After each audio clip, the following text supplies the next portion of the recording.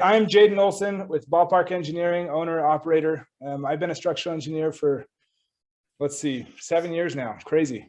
I got my degree from Utah State University, master's degree in structural engineering. I'm very experienced in all kinds of projects, commercial, residential, whatever you need, I can take care of it. All right, diving into old buildings, red flags, kind of what we're looking for.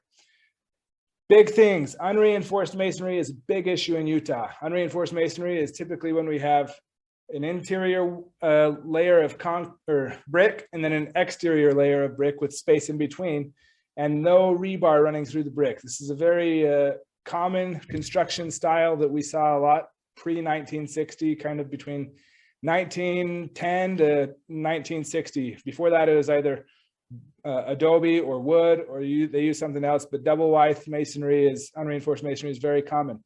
I know a lot of you guys are flipping homes just like this.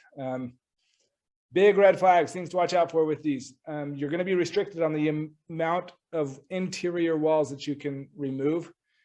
These buildings have no lateral system, meaning that they're very susceptible to wind and earthquake damage.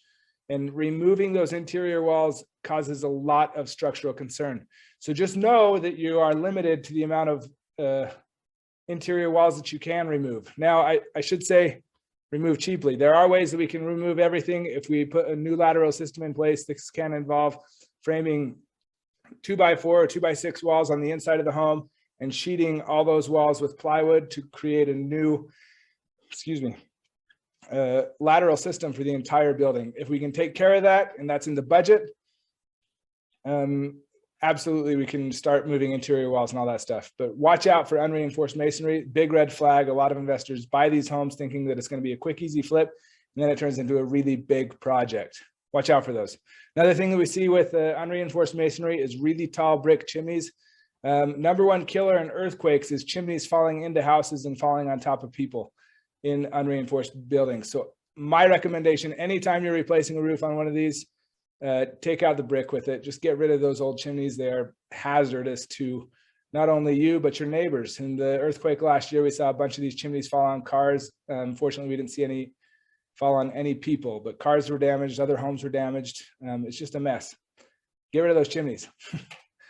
All right, another one that we often see in these older homes is the old attic space was converted to living space. When we convert these old attics to living space, essentially what we're doing is putting more load, not only floor load, but occupant load on the ceiling joists of the attic that were not designed to support people. Now, obviously they've been fine for a long time, but it does not meet code. And if we're going to change the space very much, we're going to be required to upsize those ceiling joists. Often this is just going to require us to double up every single ceiling joist through the whole thing, if not replace them all. So just be aware that if we're expanding our scope enough that we have to meet current codes, those spaces do not meet current code. Additions that are obviously do-it-yourselfers gone wrong. We see this a lot of the time in Ogden, Rose Park, West Valley, where people took an old patio, old sunroom, or even just built out the back of their home without getting approval from the city. And these additions don't have any proper footing underneath them. Sometimes we'll see wood in contact with soil. Sometimes we'll see people that just pound on wood posts or bury them into the soil, and then they build their addition on top of that. Sometimes we'll see cinder blocks that are sitting around that go down maybe 12 inches. They cause lots of problems. And even just bricks or rocks that have been set underneath the floor joists or posts or whatever. Anyway, those are big red flags. They can be very expensive to fix those should you get caught with a building like that, especially if the city gets involved in any way. You're going to be required to add footings underneath these additions that don't have proper support. Another big one is dugout basements, especially in these older homes. It was very common to have a crawl space, and I don't know what it was, but people loved coming in and digging out their basements to make livable space in their old crawl space. A lot of the time, this would be a DIY project. They'd dig it out, they'd pour a slab, and then they'd just frame in walls. They wouldn't cover up the soil. So we get soil that's in contact with these wood walls. We get footings that are losing the soil underneath them. So that the soil is sloughing out from underneath the bottom of the footing. And this is a big problem. There's right ways and wrong ways to take care of these projects.